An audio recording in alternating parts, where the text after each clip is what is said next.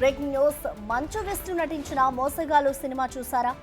అందులో హీరో ఓ call centre నిర్వహిస్తూ cyber నేరాకు పాల్పడతాడు. అమెరికన్లను target చేసుకుని ఒక్కో రోజు ఒక్కో పేరుతో డబ్బులు కొల్లగొడతాడు. ఒకరోజు ట్యాక్స్ ఫైల్స్ పేరుతో, మరోసారి గిఫ్ట్ కార్డుల పేరుతో ట్రాప్ చేసి వేలకు వేల డాలర్లను నొక్కిస్తాడు. ఆ సినిమాను ఇన్స్పిరేషన్ గా తీసుకున్నారో ఏమో, హైదరాబాద్ లో ఓ గ్యాంగ్ అచ్చం ఇదే తరహా ఫ్రాడింగ్ చేసి అడ్డంగా బుక్ అయింది.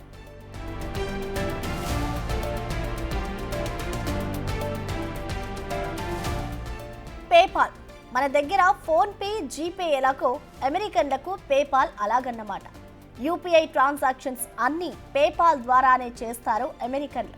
అయితే కొందరు హ్యాకర్లు ఆ డేటాను చోరీ చేసి డార్క్ వెబ్సైట్స్లో అమ్మకానికి పెడతారు. ఈజీ మనీ కోసం ఈ సైబర్ నేరగాళ్లు ఆ డేటాను కొనుగోలు చేసి మోసాలకు పాల్పడతారు.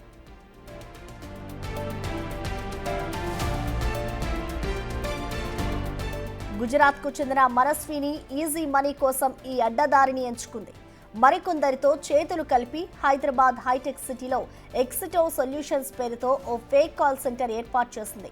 కైవాన్ పటేల్, ప్రతీక్, రాహుల్తో కలిసి ఈ కాల్ సెంటర్ నిర్వహిస్తోంది. నాగాలాండ్కు చెందిన యువకులను టెలికాలర్లుగా నియమించుకుంది. పేపాల్ వాడుతున్న అమెరికన్లను టార్గెట్గా చేసుకుని బ్యాంక్ ఖాతాలు హ్యాక్ అయ్యాయని మెయిల్స్ పంపిస్తోంది. అలా వారిని ట్రాప్ చేసి సైబర్ మోసాలకు పాల్పడుతోంది ఈ గ్యాంగ్.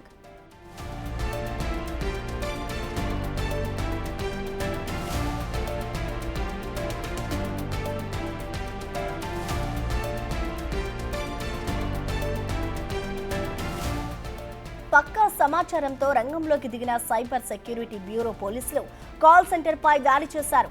గుజరాత్కు చెందిన మనస్వీతో సహా 66 మందిని అదుపులోకి తీసుకున్నారు. నిందితుల నుంచి 63 ల్యాప్టాప్లు, 52 సెల్ ఫోన్లు స్వాధీనం చేసుకున్నారు. కంప్యూటర్లు, హార్డ్ డిస్క్లను విశ్లేషిస్తున్నారు. విచారణలో సంచలన విషయాలు బయటపడ్డాయి. ఒక్కో ఏజెంట్కు దాదాపు 30 కాల్స్ చేయాలని టార్గెట్ పెట్టినట్లుగా గుర్తించారు. రోజుకు 600 కాల్స్ చేస్తున్నట్లుగా తేల్చారు. మాస్టర్ మైండ్స్ దుబాయ్ నుంచి ఆపరేట్ చేస్తున్నట్లుగా అనుమానిస్తున్నారు. ఈ కాల్ సెంటర్ రాత్రి 8 గంటల నుంచి తెల్లవారుజామున 4 గంటల వరకు నిర్వహిస్తున్నట్లు తేల్చారు పోలీసులు.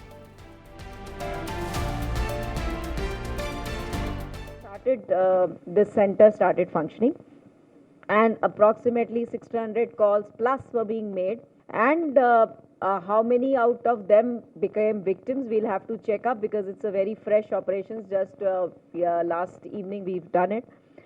We expect that at least normally if we look into cyber crimes, when calls are made, at least 20 to 25% people do fall victim. So what is there, we'll have to find out. The mastermind of this is somebody, as far as we know now, we haven't got him as yet, is somebody from Gujarat.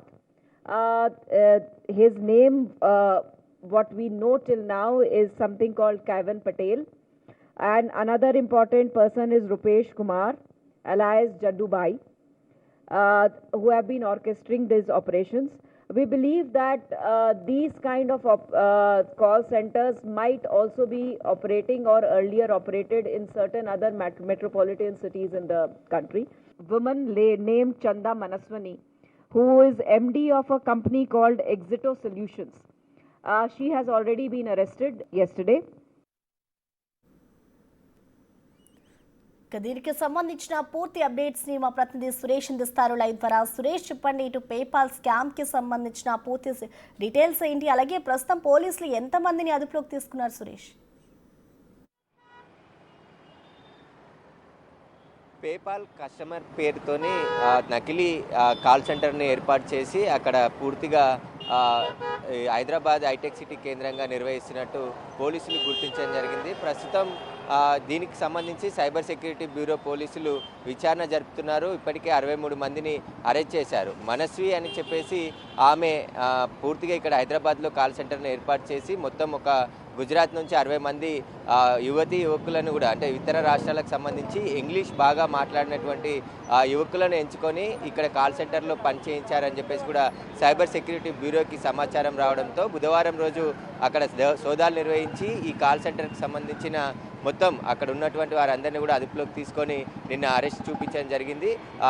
Cyber security bureau DG శిఖా గోయల్ మాట్లాడుతూ దీనికి సంబంధించిన పూర్తి వివరాలు వెల్లడించడం జరిగింది. అయితే అమెరికాలో ఉండేటువంటి పౌరులను టార్గెట్గా చేసుకొని మన దేశంలో ఫోన్పే, గూగుల్ పే ఎలా అయితే యూజ్ చేస్తారో అమెరికాలో పేపాల్కి సంబంధించిన యాప్ని యూజ్ చేస్తారో ఆ యాప్కి సంబంధించిన డేటాను అంతా కూడా కస్టమర్ ఇక్కడ వారికి పేపాల్ కాల్ సెంటర్ లాగా పూర్తిగా కాల్స్ చేసి వారికి సంబంధించిన ఏటీఎం కార్డ్ సివివితో పాటు ఏటీఎం బ్యాంక్ అకౌంట్లకు సంబంధించిన డబ్బులని కొల్లగొట్టారు. వాటిని క్రిప్టో కరెన్సీ రూపంలో మలిచి అవి దుబాయ్కి పంపించి అక్కడి నుంచి విత్డ్రాల్ చేసినట్టుగా పోలీసులు అనుమానిస్తున్నారు. ఆ కోణంలో దర్యాప్తు చేస్తున్నారు. ప్రస్తుతం ఇంకా 63 మందిని కూడా అరెస్ట్ చేసి రిమాండ్కి తరలించడం జరిగింది. అందులో చందా మనస్విని హైదరాబాద్ చెందిన ఆమె ఉంది. ఆమెతో పాటు గుజరాత్ చెందిన ఇద్దరు, దుబాయ్కి చెందిన మరొక ఇద్దరు దుబాయ్లో ఉండి ఈ నెట్వర్క్ని అంతా కూడా ఆపరేట్ చేస్తున్నట్టుగా పోలీసులు గుర్తించడం జరిగింది. వారి కోసం కూడా పోలీసులు గాలిస్తున్నారు. ఎవరైతే పరారీలో గుజరాత్లో ఉన్నటువంటి మరో ఇద్దరు వ్యక్తుల కోసం పోలీసులు గాలిస్తున్నారు. అయితే ఇది జనవరిలో ప్రారంభించారు. జనవరి నుంచి కూడా మాదాపూర్లో ఒక బిల్డింగ్లో రెంట్కి తీసుకొని వేరే కాల్ సెంటర్ పేరుతోనే నిర్వహిస్తున్నట్టుగా పోలీసులు గుర్తించడం జరిగింది. జనవరి నుంచి ఇప్పటి వరకు పెద్ద ఎత్తున అమెరికాకు చెందిన చాలామందిని మోసం చేసి కోట్ల రూపాయలు కొల్లగొట్టినట్టుగా అనుమానిస్తున్నారు. అంతా కొల్లగొట్టిన అమౌంట్ అంతా కూడా క్రిప్టో కరెన్సీలోకి మార్చారు కాబట్టి వాటిని అంతా కూడా విచారణ జరుపుతున్నాం. ఇప్పటి వరకు ఎన్ని కోట్లు కొల్లగొట్టారనే దానిపై దర్యాప్తు కొనసాగుతుందని చెప్పేసి కూడా చెప్తున్నారు. వీరిని కస్టడీకి తీసుకొని విచారిస్తే మరిన్ని విషయాలు వెలుగులోకి వచ్చే అవకాశం కనబడుతుంది. ఒకరోజు ఒకరికి 30 కాల్స్ టార్గెట్గా పెట్టుకొని రోజుకు 600 కాల్స్ చేసే విధంగా ఒక కాల్ సెంటర్ని ఏర్పాటు చేయడం జరిగింది. దీనికి సంబంధించే ఇప్పుడు పోలీసులు అయితే దర్యాప్తు చేస్తున్నారు. అన్ని కోణాల్లో కేసుని దర్యాప్తు చేస్తున్నారు. అయితే ఇందులో ఉన్న ఉద్యోగులంతా కూడా 10th ఇంటర్ చదివిన వాళ్ళే ఉన్నారు. ఎందుకంటే వారికి 30,000 నుంచి 40,000 రూపాయల నెలకి జీతం ఇస్తూ వారికి సంబంధించి ఈ కాల్ సెంటర్ని నిర్వహిస్తున్నట్టుగా గుర్తించింది. వారికి కాల్ సెంటర్లో పనిచేసే ఉద్యోగులకు కూడా ఈ ఫ్రాడ్ గురించి తెలుసు. అయినప్పటికీ కూడా పోలీసులకు సమాచారం ఇవ్వకుండా అదే కాల్ సెంటర్లో పనిచేశారు కాబట్టి వారిపైన కూడా కేసు నమోదు చేసి అరెస్ట్ చేయడం జరిగింది. మొత్తం 63 మందిని అరెస్ట్ చేసి రిమాండ్కి తరలించారు పోలీసులు. అయితే సురేష్, ఈ స్కామ్ ఎంతకాలం నుంచి నడుస్తోంది? దాదాపు ఇటు హైదరాబాద్లో కాకుండా వివిధ రాష్ట్రాల్లో కూడా ఉన్నాయి కాబట్టి వారి మీద కూడా ఇటు పోలీసులు నిఘా ఏమైనా ఏర్పాటు చేస్తారనుకోవచ్చా? నిఘా ఉంచుతున్నారనుకోవచ్చా? అంటే పోలీసులకి సైబర్ సెక్యూరిటీ బ్యూరోకి సమాచారం రావడంతోనే వాళ్ళే స్వయంగా దాడులు చేసి సుమోటోగా ఈ కేసు నమోదు చేసి దర్యాప్తు చేయడం జరిగింది. సిఐడి పోలీసులతో పాటు సైబర్ సెక్యూరిటీ బ్యూరో పోలీసులు కూడా రైడ్ చేసి పట్టుకోవడం జరిగింది. అయితే జనవరిలో ఈ కాల్ సెంటర్ని ప్రారంభించారు. ఆ జనవరి నుంచి కూడా ఇప్పటి వరకు మొన్న బుధవారం వరకు కూడా కాల్ సెంటర్లో పనిచేస్తున్నారు. రాత్రి సమయం, ఎందుకంటే అమెరికా టైమింగ్స్ వేరు, ఇండియా టైమింగ్స్ వేరు కాబట్టి అమెరికాలో పనిచేసే సమయంలోనే ఇక్కడ రాత్రి 8 గంటల నుంచి ఉదయం 4 గంటల వరకు కూడా ఈ కాల్ సెంటర్ నిర్వహించినట్టు తెలుస్తుంది. దాదాపు 100 మందిని అంటే 1000 మందిని వీళ్ళు మోసం చేసి డబ్బులు కొల్లగొట్టినట్టు కూడా పోలీసులు అనుమానిస్తున్నారు. పూర్తిగా దర్యాప్తులో ఇంకా మరిన్ని విషయాలు కూడా తెలుస్తాయని చెప్పేసి కూడా సైబర్ సెక్యూరిటీ బ్యూరో పోలీసులు చెప్తున్నారు.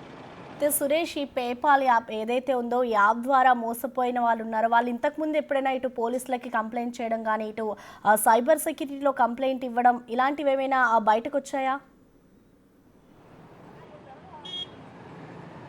అంటే బాధితులంతా అమెరికాలో ఉంటారు కాబట్టి ఇక్కడ ఎవరు బాధితులు లేరు. అమెరికా పౌరులు, ఎన్ఆర్ఐలు కొంతమంది పేపాల్ కస్టమర్కి సంబంధించిన కాల్ డేటా ఏదైతుందో ఆ కాల్ డేటాని వినియోగించుకొని వీళ్ళంతా మోసాలకు పాల్పడ్డట్టుగా పోలీసులు గుర్తించారు. అందులో అమెరికాకు సంబంధించిన కన్సల్టెన్సీకి కూడా సమాచారం ఇస్తున్నాము. ఇంకా బాధితులు అక్కడ ఉంటారు కాబట్టి కొంచెం టైం పడుతుంది. ఎంతమంది బాధితులు ఉన్నారు, ఎంత డబ్బులు కొల్లగొట్టారనే దానిపై విచారణ జరుపుతున్నామని చెప్పేసి కూడా పోలీసులు చెప్తున్నారు. Thank you Suresh.